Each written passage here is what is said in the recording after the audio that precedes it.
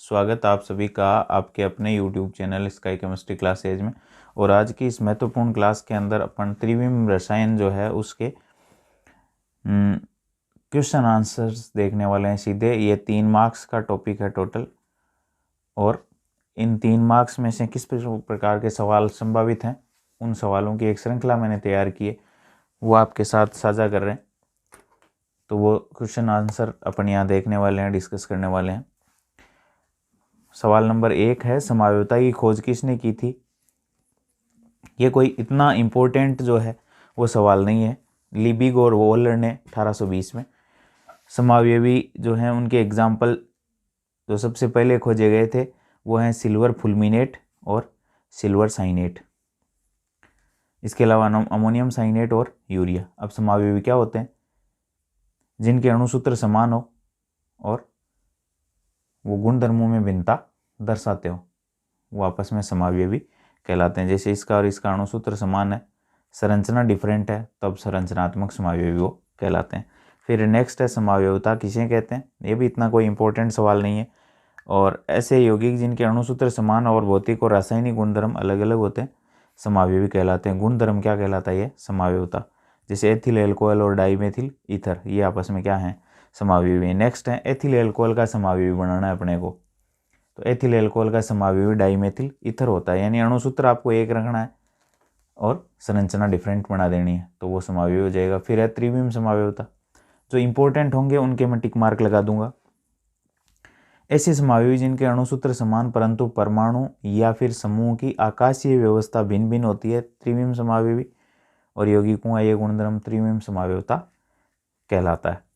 उसके बाद नेक्स्ट है विन्यासी समावयव और स्वरूपीय समावयव। ये वेरी इंपॉर्टेंट है।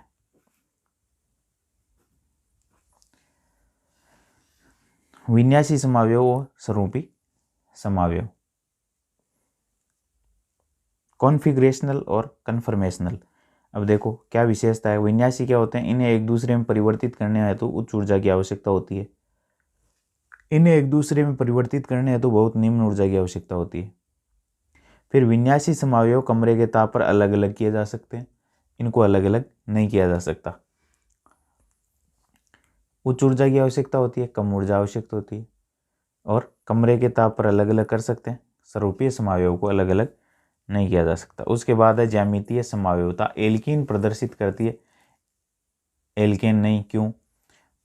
ये भी इंपॉर्टेंट सवाल है। ज्यामितीय समावयवता कार्बन कार्बन द्विबंध के प्रतिबंधित घूर्णन के कारण प्रदर्शित होती है। जो कार्बन कार्बन बंध का प्रतिबंधित घूर्णन होता है, जैसे अपन एक सिंपल जो है वो कागज़ के छेद निकालें और उसमें पेन प्रवेश करा दें, ये इधर और इधर, तो अपन पेन को घुमाना चाहें तो घूम जाएगा। लेकिन 2 छेद बनाएं इधर वाले कागज़ में, 2 छेद बनाएं दूसरे कागज़ में, और उनमें 2 पेन प्रवेश करा दें, फिर उन पेनों को घुमाना चाहें तो रोटेशन नहीं होगा। इसको कहते हैं प्रतिबंधित घूर्णन, और ये द्विआबंध में पाया जाता है। तो ज्यामितीय समावयवता कार्बन कार्बन द्विबंध के प्रतिबंधित घूर्णन के कारण प्रदर्शित होती है, जबकि एल्केनों में कार्बन कार्बन एकलबंध के सापेक्ष मुक्त घूर्णन होता है। ये इंपॉर्टेंट सवाल है। फिर विन्यासी समावयवता किसे कहते हैं? परिभाषा की संभावना बहुत ही कम है। तो विन्यासी समावयवता किसको कहते हैं? ऐसे यौगिक जिनके प्रतिबंधित घूर्णन के कारण त्रिविम में 2 भिन्न भिन्न विन्यास प्राप्त होते हैं, जिसको अपन सिस ट्रांस कह सकते हैं, जिसमें परमाणुओं समूह की व्यवस्था भिन्न भिन्न होती है, विन्यासी समावयव, और ये गुणधर्म विन्यासी समावयवता कहलाता है। ऐसे यौगिक जिनमें प्रतिबंधित घूर्णन के कारण त्रिविम में 2 भिन्न भिन्न विन्यास प्राप्त होते हैं। कार्बन कार्बन जो डबल बॉन्ड होता है उसके प्रतिबंधित घूर्णन के कारण 2 प्रकार के विन्यास प्राप्त होते हैं, वो क्या कहलाता है? परमाणु और समूह की अलग व्यवस्था होती है, वो विन्यासी समावयवता कहलाती है। जैसे मैं इसको कहूँ, ये एक व्यवस्था है, ये दूसरी व्यवस्था है, इसको अपन ट्रांस कहेंगे। यानी यहाँ कुछ भी है लेकिन ये दोनों सेम है, ये एक दूसरे के विपरीत है, ये एक दूसरे के विपरीत है, ये दोनों सेम साइड में द्विबंध के, ये दोनों सेम साइड, इसको अपन सिस कहेंगे, इसको ट्रांस कहेंगे। तो ये व्यवस्था कैसे पॉसिबल है? कार्बन कार्बन प्रतिबंधित घूर्णन के कारण ही पॉसिबल है। उसके बाद है ज्यामितीय समावयवता प्रदर्शित करने वाले यौगिकों में कौन कौन सी 2 शर्तें संतुष्ट होनी आवश्यक है। तो प्रतिबंधित घूर्णन युक्त बंध उपस्थित हो यानी डबल बॉन्ड पाया जाना जरूरी है, एक तो ज्यामितीय समावयवता के लिए, ये भी इंपॉर्टेंट है। प्रतिबंधित घूर्णन युक्त बंध के दोनों ओर प्रतिस्थापी भिन्न हो, यदि समान प्रतिस्थापी होंगे, यानी जैसे ये भी ए है, ये भी ए है, ये भी ए है और ये भी ए समान है, तो फिर अपन ये नहीं कह सकते कौन सा सिस है और कौन सा ट्रांस है। यहाँ के दोनों प्रतिस्थापी अलग अलग और यहाँ के दोनों प्रतिस्थापी यदि अलग अलग हैं तो अपन सिस ट्रांस बना सकते हैं, जैसे C double bond C A B और ये भी, तो ए एक तरफ बी एक तरफ। अब इसको मैं यूं कर सकता हूँ ए बी और बी, ये ट्रांस हो जाएगा, ये भी ट्रांस, ये हो जाएगा सिस। तो प्रतिबंधित घूर्णन युक्त बंध उपस्थित हो यानी डबल बॉन्ड पाया जाना जरूरी है, और प्रतिबंधित घूर्णन युक्त बंध के दोनों ओर भिन्न भिन्न प्रतिस्थापी हों, इधर भी अलग अलग इधर भी अलग अलग, सेम होंगे तो यह ज्यामितीय समावयवता प्रदर्शित नहीं होगी। फिर ज्यामितीय समावयवता कौन से यौगिकों में पाई जाती है, तो ये पाई जाती है एल्कीनों में, ऑक्जिम्स में, एलिसाइक्लिक कंपाउंड्स में। एलिफेटिक साइक्लिक, एली का मतलब एलिफेटिक और चक्रीय साइक्लिक यौगिकों में पाई जाती है। अब देखो 2 ब्यूटीन की ज्यामितीय समावयव, तो अपने को 2 ब्यूटीन की स्ट्रक्चर मालूम होनी चाहिए किस प्रकार की होती है।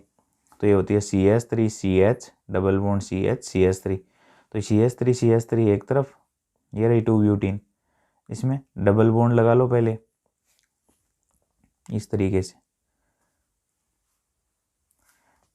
लगा लिए कार्बन कार्बन से, फिर इस कार्बन से एक हाइड्रोजन, इस कार्बन से भी एक हाइड्रोजन, H, फिर CH3 और CH3 एक तरफ, हाइड्रोजन दोनों एक तरफ, तब इसको सिस कहेंगे, और हाइड्रोजन एक दूसरे विपरीत, CH3 एक दूसरे विपरीत, ट्रांस, ये भी इम्पोर्टेंट है।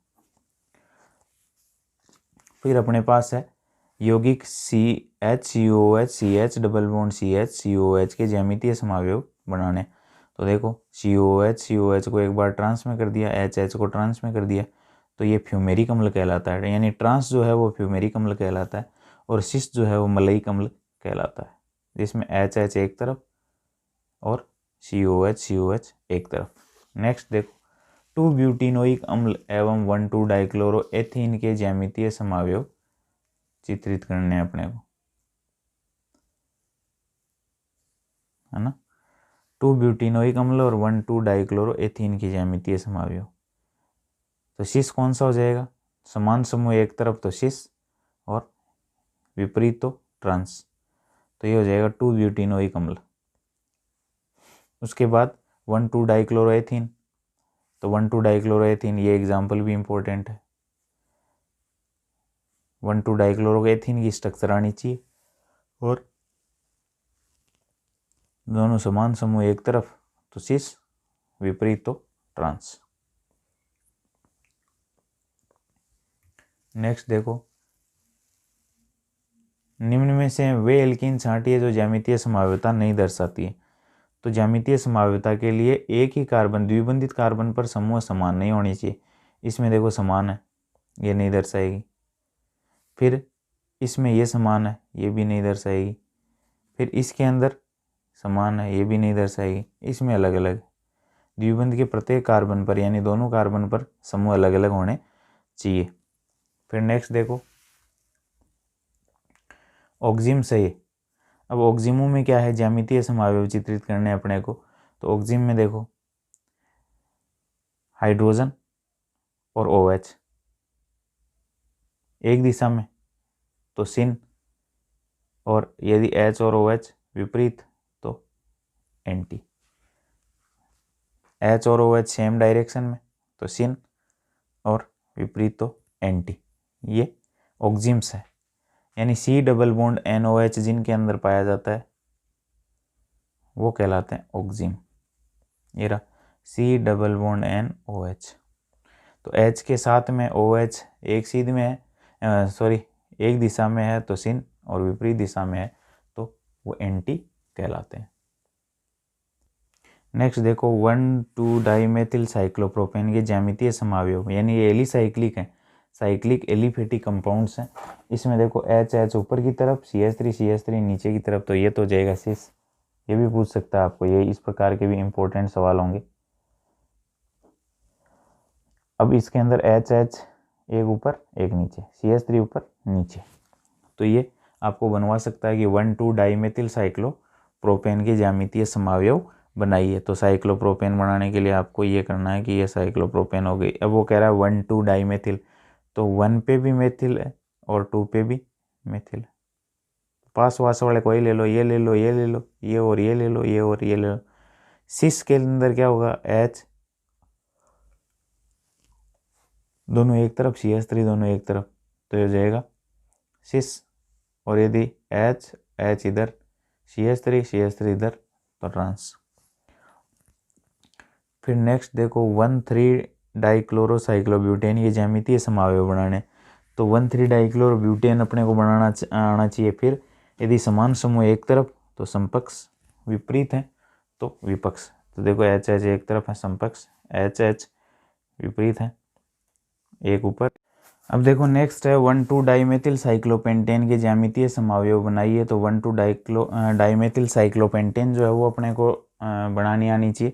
उसके बाद जो है डाइमेथिल 1,2, तो 1,2 ये भी हो सकता है, 1,2 ये भी 1,2 है, ये भी 1,2 है, तो दोनों मेथिल एक तरफ कर दो, दोनों हाइड्रोजन एक तरफ कर दो, तो अपने को समपक्ष मिल जाएगा, यानी सिस। और दूसरे में एक दूसरे विपरीत कर दोगे तो ट्रांस मिल जाएगा। फिर है विपक्ष 1,4 डाइब्यूटिनोइक अम्ल के गलनांक संपर्क समावयव से उच्च होते हैं। क्यों? विपक्ष 1,4 डाइब्यूटिनोइक अम्ल के गलनांक संपर्क समावयव से उच्च होते हैं। क्यों? तो कारण क्या है, विपक्ष समावयव में अंतर आणविक हाइड्रोजन बंध पाए जाते हैं। अंतर आणविक मतलब दो अणुओं के बीच में, जिसके कारण अणुओं में अधिक संगुणन होता है, यानी अणु एक दूसरे से अधिक गुंज जाते हैं। जैसे ये एक मॉलिक्यूल हो गया, ये इधर और इधर दूसरे मॉलिक्यूल्स के साथ क्या होगा, बंध बना लेगा अंतर आणविक, और उसके कारण अणु एक दूसरे से गुंथ जाएंगे, इसलिए क्या होंगे, गलनांक संपर्क समावयव से विपक्ष के उच्च होते हैं। फिर देखो नेक्स्ट है 1,2 डाइक्लोरोएथीन और 2 ब्यूटीन के द्विध्रुव आघूर्ण के मान शून्य होते हैं। क्यों? क्योंकि इनके विपक्ष समावयव के बंध आघूर्णों के समान और विपरीत होते हैं।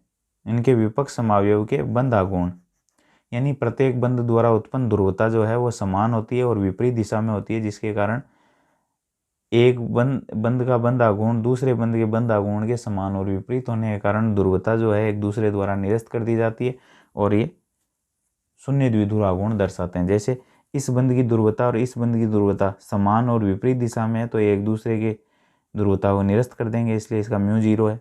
ऐसा ही इसके अंदर। फिर नेक्स्ट है प्रकाशिक समावयवता की संकल्पना किसने की थी? तो उत्तर है इसका लुई पास्चर ने। इतना इंपॉर्टेंट नहीं है। नहीं, प्रकाशिक समावयवता किसे कहते हैं, ये भी इतना इंपॉर्टेंट नहीं है। ऐसे यौगिक जो एक दूसरे के दर्पण प्रतिबिंब होते हैं और जो समतल ध्रुवित प्रकाश के तल को घूर्णित कर देते हैं, घुमा देते हैं, परंतु एक दूसरे पर अध्यारोपित नहीं होते हैं। अध्यारोपित का मतलब ओवरलैप, यानी एक दूसरे के ऊपर रख दें। जैसे ये अपना एक हाथ हो गया, इसके ऊपर यदि दूसरा हाथ रखें, ये एक दूसरे के दर्पण प्रतिबिंब है। देखो इसका दर्पण प्रतिबिंब इस तरीके से दिखेगा, ये अंगूठा इधर दिखेगा। अब इसको उठा के मैं यहाँ रखूँ, देखो इसके ऊपर, तो ये एक दूसरे को ओवरलैप नहीं करेंगे, अंगूठा एक दूसरे के विपरीत चले जाएंगे। इसको कहते हैं अध्यारोपण। तो प्रकाशिक समावयव यौगिकों का ये गुणधर्म जो है वो प्रकाशिक समावयवता कहलाता है। यानी ऐसे यौगिक जो एक दूसरे के दर्पण प्रतिबिंब होते हैं, मिरर इमेज, यानी अपना एक हाथ दूसरे की मिरर इमेज है, लेकिन इसकी मिरर इमेज को एक दूसरे पर ओवरलैप नहीं किया जा सकता। जो अंगुली जहाँ है उससे ओवरलैप नहीं करेगी, जो अंगूठा है वो दूसरे अंगूठे को ढकेगा नहीं पूर्णतया सही ढंग से। तो ये है प्रकाशिक समावयवता। उसके बाद है ध्रुवण घूर्णकता। तो ऐसे यौगिक जो समतल ध्रुवित प्रकाश के तल को घूर्णित कर देते हैं, ध्रुवण घूर्णक तथा यौगिकों का ये गुणधर्म जो है वो ध्रुवण घूर्णकता कहलाता है। ऐसे यौगिक जो समतल ध्रुवित प्रकाश के तल को क्या कर देते हैं, घुमा देते हैं, वो ध्रुवण घूर्णक होते हैं और यौगिकों का गुणधर्म ध्रुवण घूर्णकता कहलाता है। फिर देखो वाम ध्रुवण घूर्णक और दक्षिण ध्रुवण घूर्णक यौगिकों में क्या अंतर है। तो वाम ध्रुवण घूर्णक समतल ध्रुवित प्रकाश के तल को दाईं ओर और दक्षिण ध्रुवण घूर्णक क्या करते हैं, बाईं ओर घुमाते हैं। यानी एक क्लॉकवाइज घुमाता है, दूसरा एंटी क्लॉकवाइज। क्लॉकवाइज होता है दक्षिण ध्रुवण घूर्णक, एंटी क्लॉकवाइज होता है वाम ध्रुवण घूर्णक। तो ध्रुवण घूर्णक यौगिक जो समतल ध्रुवित प्रकाश के तल को क्या कर देते हैं, घूर्णित कर देते हैं दाईं ओर या बाईं ओर। फिर है समतल ध्रुवित प्रकाश किसे कहते हैं। तो साधारण प्रकाश को निकोल प्रिज्म से गुजारने पर प्राप्त प्रकाश जो किसी विशेष दिशा में कंपन करता है। जैसे प्रकाश स्रोत है, ये सामान्य एकवर्णी प्रकाश है, सभी दिशाओं में क्या कर रहा है, कंपन कर रहा है। इसको निकोल प्रिज्म से गुजार दें तो इसकी डायरेक्शन जो है वो कंपन करने की दिशा जो है वो क्या हो जाती है, विशेष हो जाती है। ये इसी दिशा में क्या करता है, कंपन करता है, सभी संभव दिशाओं में नहीं। फिर इस समतल ध्रुवित प्रकाश के तल को ध्रुवण घूर्णक यौगिक से गुजारने पर या तो ये क्लॉकवाइज घूम जाएगा या एंटी क्लॉकवाइज।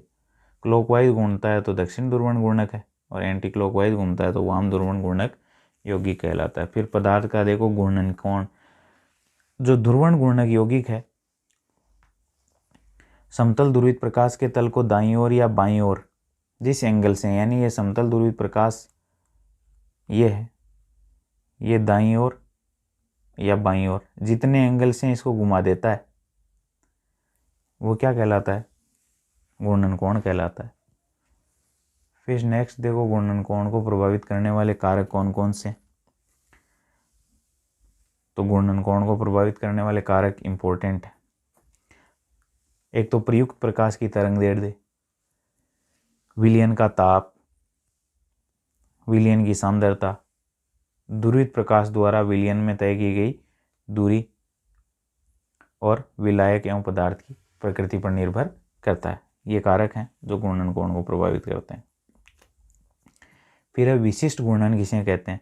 तो किसी यौगिक की ध्रुवण शक्ति को विशिष्ट घूर्णन कहते हैं, यानी समतल ध्रुवित प्रकाश के को घुमा देने की क्षमता। जब ताप और प्रयुक्त प्रकाश की तरंगदैर्ध्य क्या हो, निश्चित हो, विशिष्ट घूर्णन अल्फा तो निश्चित ताप और निश्चित तरंगदैर्ध्य पर बराबर होती है अल्फा बटा अल्फा प्लस एल प्लस सी। फिर नेक्स्ट आते हैं अपन सममिति तत्व किसे कहते हैं। ऐसे तत्व जो किसी अणु को दो समान भागों में विभाजित कर देते हैं सममिति तत्व कहलाते हैं। सममिति तल है, सममिति केंद्र है, सममिति अक्ष है, जो दो बराबर भागों में बांट देती है। फिर आणविक घूर्णन किसे कहते हैं। विशिष्ट घूर्णन और अणुभार के गुणनफल को आणविक घूर्णन के नाम से जाना जाता है। फिर नेक्स्ट है सममिति अक्ष किसे कहते हैं। तो वह अक्ष जिसके सापेक्ष अणु को घुमाने पर एक नया रूप प्राप्त होता है जो उसके मूल विन्यास पर अध्यारोपित हो जाता है, इसको सममिति अक्ष कहते हैं। ये C2, C3, C4 इस तरीके से कई प्रकार की होती है। यहाँ दो एग्जाम्पल हैं, एक H2 और एक NH3। अब देखो H2O में ये एक्सिस इधर से गुजारूँ मैं तो 180 डिग्री से यदि मैं इसको घुमा दूँ, यानी इसको सममिति अक्ष को CN से दर्शाते हैं। N नंबर ऑफ फोल्ड्स हैं, यानी कितने एंगल से घुमाए अपन कि 360 का कौन सा भाग से घुमाए कि अणु का पूर्व विन्यास प्राप्त हो जाए। तो H2O है, इसको 180 डिग्री से, और 180 डिग्री का मतलब हो गया 360 में 2 का भाग दो तो 180 डिग्री आती है। तो CN की जगह यहाँ हो जाएगी C2। 360 का दूसरा भाग से घुमाने पर अणु का वही विन्यास अपने को मिल जाता है। इसके अलावा NH3 जो है उसमें C3 सममिति अक्ष पाई जाती है, यानी 360 के तीसरे भाग से, यानी 120 डिग्री से घुमाने पर वैसा ही विन्यास प्राप्त हो जाता है। जैसे तिपाई स्टैंड होता है उस प्रकार की क्या होती है, NH3 की स्ट्रक्चर होती है। तो 120 डिग्री से घुमाते जाओ वही मूल विन्यास प्राप्त होता चला जाएगा। H2O में C2 और NH3 में C3 सममिति अक्ष पाई जाती है। ये इंपॉर्टेंट सवाल है, इसमें अपने को ध्यान रखना है H2O में कौन सी और NH3 में कौन सी सममिति अक्ष पाई जाती है। नेक्स्ट देखो किरेल केंद्र किसे कहते हैं। तो यदि किसी कार्बन परमाणु की चारों संयोजकताएं भिन्न भिन्न प्रतिस्थापियों से जुड़ी हुई है, प्रतिस्थापित कर दी जाती है, तो वो कीरेल केंद्र या कीरेल कार्बन कहलाता है। जैसे इस कार्बन की चारों वैलेंसी देखो अलग अलग समूह के साथ जुड़ी हुई है, तो ये कीरेल कार्बन या कीरेल केंद्र कहलाता है और इसको स्टार लगाकर दर्शाते हैं। कीरेल केंद्र को त्रिविम जनक केंद्र या त्रिविम जीनी केंद्र भी कहते हैं और स्टार लगाकर दर्शाते हैं। फिर देखो नेक्स्ट है प्रतिबिंब समावयवी किसे कहते हैं। तो ऐसे यौगिक जो एक दूसरे के दर्पण प्रतिबिंब होते हैं परंतु इन्हें एक दूसरे पर अध्यारोपित नहीं किया जा सकता। ये एक दूसरे के दर्पण प्रतिबिंब तो होते हैं लेकिन मैं इसको ऐसा का ऐसा उठा कर इस पर रखूं तो एक दूसरे को ढकेंगे नहीं। ये Cl इधर आ गए, H इधर आ जाए, तो ये दर्पण प्रतिबिंब है एक दूसरे के और ये प्रतिबिंब समावयव कहलाते हैं। प्रतिबिंब समावयव समतल ध्रुवित प्रकाश के तल को एक दूसरे के विपरीत घूर्णित करते हैं और प्रतिबिंब समावयव के भौतिक और रासायनिक गुणधर्म समान होते हैं। केवल ध्रुवण घूर्णकता में फर्क होता है, एक क्लॉकवाइज घुमाता है दूसरा एंटी क्लॉकवाइज। फिर देखो विपरीत समावयव किसे कहते हैं। तो किसी यौगिक के प्रकाशिक और प्रतिबिंब समावयव जो समतल ध्रुवित प्रकाश के तल को घूर्णित करते हैं परंतु एक दूसरे के दर्पण प्रतिबिंब नहीं होते। यानी समतल ध्रुवित प्रकाश के तल को तो घुमाते हैं लेकिन एक दूसरे के दर्पण प्रतिबिंब नहीं होते हैं। ये और ये एक दूसरे के दर्पण प्रतिबिंब नहीं हैं। अणुसूत्र दोनों का समान है लेकिन एक दूसरे के दर्पण प्रतिबिंब नहीं है और दोनों समतल ध्रुवित प्रकाश के तल को घुमाते हैं। ये आपस में क्या है, विपरीत समावयव है, डाइस्टीरियोमर्स कहलाते हैं। ये भी क्या है, एक दूसरे के विपरीत समावयव है। नेक्स्ट चलते हैं एरिथ्रो समावयव और थ्रियो समावयव में अंतर और उनके एग्जाम्पल्स। जब कीरेल कार्बन पर समान समूह एक और उपस्थित होते हैं तो इसको एरिथ्रो समावयव कहते हैं। जैसे ये कीरेल कार्बन के समान समूह एक और, तो समान समूह एक और जब कीरेल कार्बन में समान समूह विपरीत दिशाओं में उपस्थित होते हैं थ्रियो रूप कहलाते हैं। देखो विपरीत है तो ये कहलाता है थ्रियो रूप। नेक्स्ट है टार्टरिक अम्ल में दो कीरेल केंद्र उपस्थित हैं परंतु प्रकाशिक समावयवता प्रदर्शित नहीं करता। फिर भी क्यों, टार्टरिक अम्ल में सममिति तल उपस्थित है, यानी ये तल से इससे तल से यदि अणु को काटें तो दो दो बराबर भाग किए जा सकते हैं। और देखो ये इस तल से काटने के बाद अणु के अंदर दो आंतरिक प्रतिबिंब रूप बन जाते हैं, यानी इसका प्रतिबिंब ये, इसका प्रतिबिंब ये, इसका प्रतिबिंब ये बन जाता है। यानी खुद अणु के अंदर ही क्या है, उसके प्रतिबिंब रूप पाए जाते हैं। टार्टरिक अम्ल सममिति तल उपस्थित होता है, यानी इस तल से यदि काट दूं तो दो बराबर भाग हो जाते हैं, इसको कहते हैं सममिति तल, जिसके कारण टार्टरिक अम्ल का आधा भाग दक्षिण ध्रुवण गुणक, यानी ये एक दूसरे के दर्पण प्रतिबिंब हो गए, इसका ये, इसका ये, और दर्पण प्रतिबिंब आधा दर्पण प्रतिबिंब दक्षिण घूर्णक ध्रुवण घूर्णक और आधा वाम ध्रुवण घूर्णक हो जाता है। तो आधा भाग दक्षिण ध्रुवण घूर्णक और आधा भाग वाम ध्रुवण घूर्णक होता है। परिणामी विस्थापन शून्य हो जाता है, यानी ओवरऑल कोई विस्थापन नहीं होता है। इसे आंतरिक प्रतिकार इंटरनल कंपनसेशन के नाम से जाना जाता है। तो सममिति तल के ऊपर का आधा भाग सममिति ध्रुवित प्रकाश के तल को घड़ी की दिशा में, नीचे का आधा भाग घड़ी की विपरीत दिशा में घूर्णित करता है, इसलिए ओवरऑल जो है वो कोई विस्थापन नहीं होता है। ये इंपॉर्टेंट सवाल है। फिर नेक्स्ट देखो एरिथ्रोज और थ्रियोज शर्करा की संरचना बनानी है अपने को। तो एरिथ्रोज होता है CaHO, HOH, HOH और CH2OH। इस HOH, HOH इसमें OH, OH समान, HH समान दिशा में, इसमें विपरीत है, तब इसको थ्रियो रूप कहते हैं। एरिथ्रोज से जो मिलता है उसको एरिथ्रो रूप और थ्रियो शर्करा से जिसकी स्ट्रक्चर मिलती है उसको थ्रियो रूप कहते हैं। ये दोनों स्ट्रक्चर जो है वो भी इम्पोर्टेंट है। फिर नेक्स्ट है ऐसे अणु जिनमें कीरेल केंद्र उपस्थित नहीं होता है फिर भी प्रकाशिक समावयवता प्रदर्शित करते हैं। क्यों, तो इस प्रकार में कोई भी सममिति तत्व नहीं पाया जाता है, इसलिए वो प्रकाशिक समावयवता दर्शाते हैं। जैसे एलिन्स हैं जिसमें कार्बन डबल बॉन्ड कार्बन ये पाए जाते हैं, इस तरीके से इनको एलिन्स कहते हैं, और बाइफेनिल। नेक्स्ट है लैक्टिक अम्ल का फिशर प्रक्षेपण सूत्र बनाना है अपने को।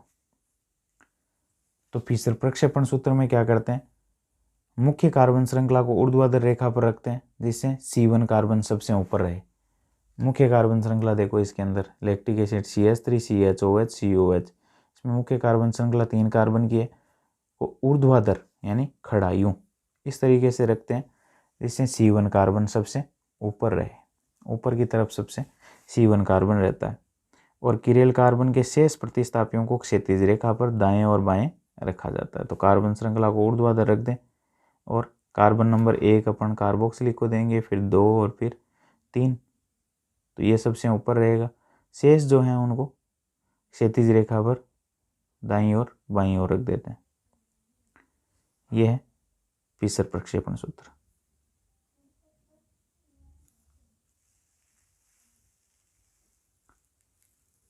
नेक्स्ट है सापेक्ष और निरपेक्ष विन्यास में अंतर क्या है।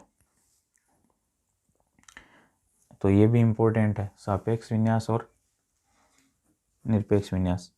ये स्वेच्छा से निर्धारित किसी अणु के विन्यास के आधार पर निर्धारित होते हैं, है ना। और ये स्वेच्छा से निर्धारित किसी अणु का विन्यास होता है, यानी स्वेच्छा से निर्धारित कर दिया किसी अणु का विन्यास तो वो तो है निरपेक्ष विन्यास। और स्वेच्छा से निर्धारित अणु के सापेक्ष यदि कोई अणु का विन्यास अपन निर्धारित कर रहे हैं वो है सापेक्ष विन्यास। रोजेनॉफ ने ग्लिसरेल्डिहाइड के विन्यासों को आधार पर शर्कराओं के विन्यास निर्धारित किए, जिसमें H बाईं ओर, OH दाईं ओर, D शर्करा, OH बाईं ओर, H दाईं ओर, तो L शर्करा। तो ग्लिसरेल्डिहाइड का विन्यास देखो, स्वेच्छा से निर्धारित, D इसको कहा, L ग्लिसरेल्डिहाइड इसको कहा, ये स्वेच्छा से निर्धारित कर दिया ये निरपेक्ष।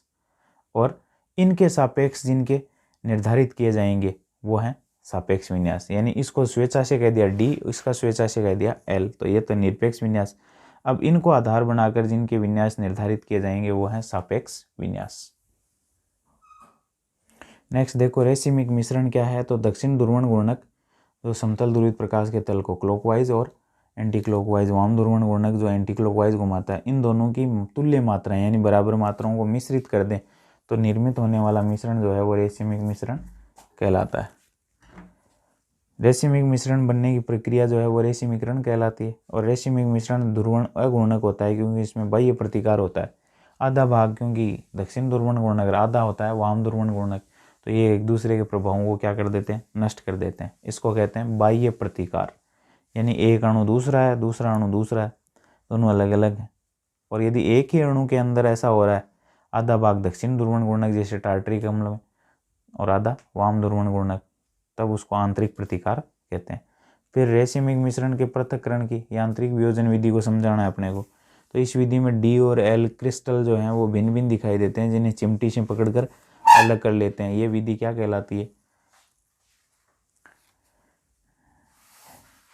यांत्रिक वियोजन विधि कहलाती है। और इसमें क्रिस्टलीय ठोस प्रकाशिक सक्रिय यौगिकों पर को भी प्रयुक्त कर सकते हैं। फिर रेसिमिक मिश्रण के पृथक्करण की जैव रासायनिक वियोजन विधि को समझाइए।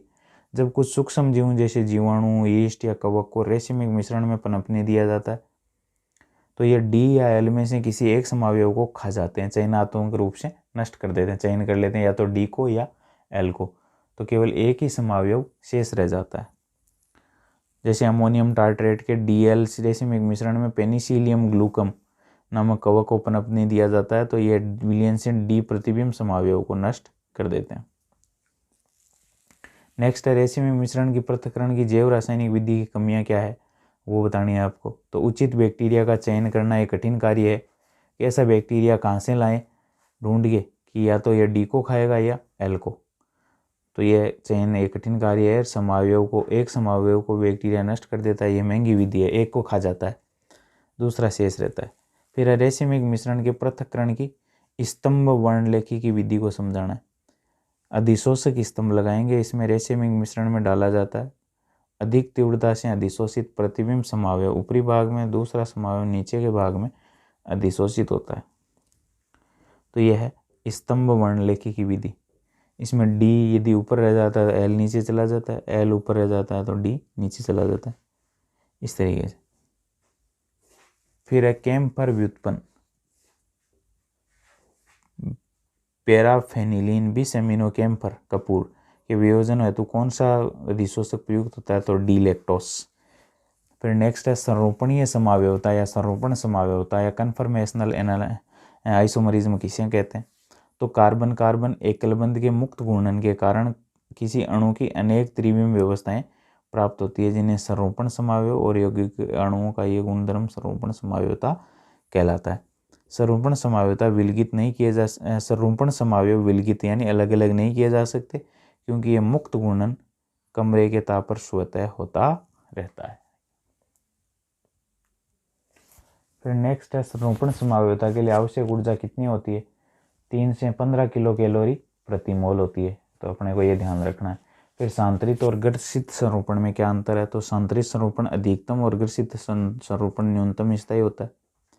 सांतरित संरूपण में परमाणुओं के मध्य दूरी अधिकतम, ग्रसित संरूपण में न्यूनतम होती है। सांतरित संरूपण में न्यूनतम प्रतिकर्षण, ग्रसित में अधिकतम प्रतिकर्षण होता है। ये भी काफ़ी इंपॉर्टेंट सवाल है सांतरित और ग्रसित में। फिर एथेन के सौहार्द सूत्र बनाने हैं अपने को। तो सौहार्द सूत्र में क्या करते हैं? एक तिरछी रेखा खींचते हैं और फिर उसमें हाइड्रोजन इस तरीके से जोड़ देते हैं। इस हाइड्रोजन के पीछे ये, यानी इसके पीछे ये, इसके पीछे ये, इसके पीछे ये, तो ये तो है ग्रसित संरूपण। और ये एक दूसरे के विपरीत चले जाएं इस तरीके से अधिकतम दूरी पर, तो है सांतरित संरूपण। देखो ये H ये नीचे की तरफ कर दिया, ये अधिकतम दूरी पर है, ये और ये और ये और ये, तब इसको सांतरित संरूपण कहेंगे। तो ये सौहार्द सूत्र में तिरछी रेखा, फिर हाइड्रोजन दर्शाते हैं 120 डिग्री के एंगल पर। एथेन के न्यूमान प्रक्षेपण सूत्र, ये इंपॉर्टेंट है, 50 नंबर का और 51। न्यूमान में क्या करते हैं? एक गोला और एक डॉट, आगे का कार्बन जो है वो और पीछे का कार्बन।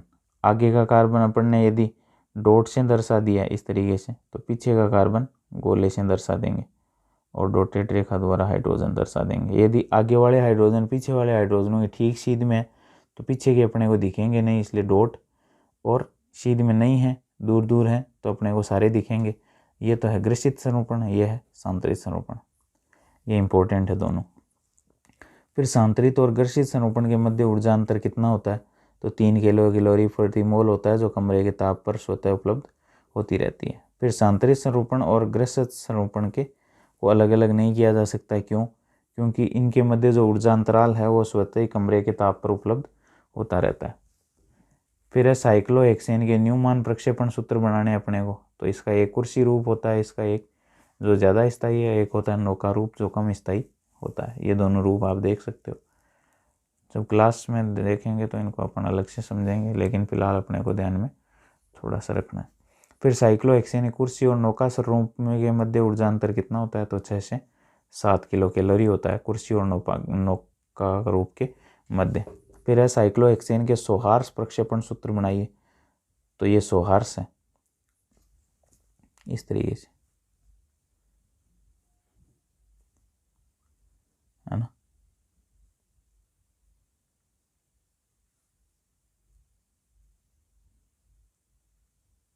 ये और नौका रूप आप नौका की तरह बनाएंगे, कुर्सी स्वरूप ये है, ये भी इम्पोर्टेंट है।